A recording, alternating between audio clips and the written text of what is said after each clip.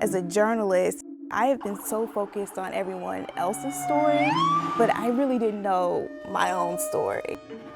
My dad held on to this painful story for a decade before he shared it with me. All those years, kept it to himself. I called my Aunt B and told her about what my dad had found. I'm heartbroken.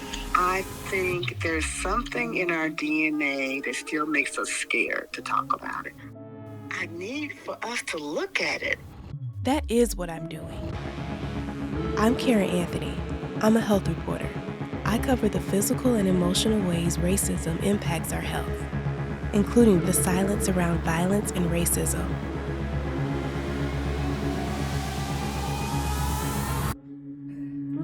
One of my favorite quotes is something that Jay-Z said in a New York Times interview, how you cannot heal what you won't reveal.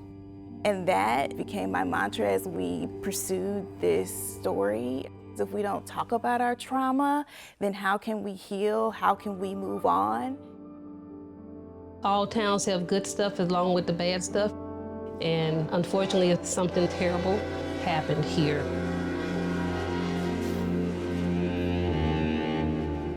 If you were to ask anybody in their 20s, maybe 30s, about the lynching of Cleo Wright, probably couldn't tell you. But history can't be erased. Even though that was over 70 years ago, the story needs to be told. We also make a connection between lynching and modern-day police killings. And so we also look at the case of Denzel Taylor. He was a young Black father who was shot and killed by Sikeston police in 2020. I've been asking through this entire journey, is the lynching era really over? Racial violence did not end when the lynching era ended. Black people in this country are still trying to figure out how to stay safe, how to keep their families safe. Denzel was not armed. He didn't pose a threat towards the police officers at all. After you all saw the lynching that happened, did you and your friends talk about that? No, we didn't talk about it, no. My daddy told us not to have nothing to be saying about it. Oh, because your dad said that. That's right. Forget it. Don't talk about it. Suffering in silence is not just a thing that people say. Violence that can come with racism can make you sick. And it can be even harder when we cannot talk about these things. If you don't deal with the emotional stuff, it can live in your body. Arthritis, fibromyalgia, high blood pressure. And ripple through families as intergenerational trauma. That makes me wonder about my dad's high blood pressure, my mom's chronic pain, about my own trouble sleeping. Why aren't we having these discussions? Is it because of fear of retaliation maybe back then? Does it have something to do with shame now? You know, these are all things that my father and I and other family members now are grappling with. Okay, Dad, come over here. I wasn't sure if visiting a cotton field was a good idea. Almost everyone in my family was antsy when we pulled up to that sea of white. I felt like a stranger to the soil. My daughter Lily, then 5, happily touched cotton for the first time. My dad posed for a few photos.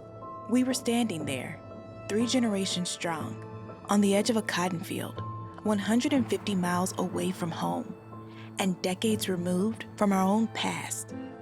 So I started having conversations with my father, who is really our family historian. He's the reason why I'm a storyteller. So my dad told me the story of my Uncle Lehman. He pulled up the death certificate on his computer. Lehman was 29. It says shot by police or resisting arrest. I never heard this in my whole life. I thought he died in an accident. Then item 21, it lists the homicide. Okay. That's a lot. I need to pause. The same kind of racial violence I had been reporting on in Sikeston had happened to someone in my own family. First, I was surprised. Then the surprise turned into grief for that missing part of our family. For me, I'll have to figure out how I'll share that story with my daughter one day. I know she's not ready to hear about it yet, but I do think that it goes back to the Black joy and Black pain. It's very important for us to talk about both. Where were you at when it happened? Standing on the porch. We heard all the commotion, so me and my sister got on the porch and looked out, and we saw them dragging him. I don't know how you move on from something like the lynching of Cleo Wright, but breaking the silence is a step. And at 97, Miss Mabel did just that. She spoke to me. She trusted me enough to talk about it. Afterward, she said she felt lighter. That's right. So it made me feel much better after getting it out. Glory, hallelujah, since I laid my burden down. I grew up singing that song, but before that moment, it was just another hymn in church. When Miss Mabel sang it, it became something else. It sounded more like an anthem. A call to acknowledge what we've been carrying with us in our bodies and minds, and to know it's possible to talk about it, and maybe feel lighter. Higher, since I laid my burden down. Racism is heavy, and it's making Black people sick. Hives, high blood pressure, heart disease, inflammation, and struggles with mental health.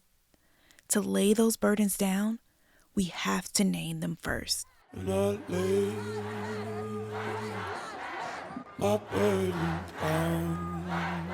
Our conversation took place when activists around the world were speaking out about racial violence, shouting names, and protesting for change.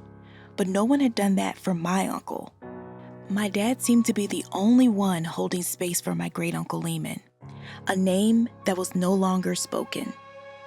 I wasn't thinking about my great-uncle when I first packed my bags for rural Missouri to tell stories about other Black families. But my dad was holding on to Lehman's story. Now, I say each of their names. Cleo Wright, Denzel Taylor, Lehman Anthony. When I lay my burden down, will I find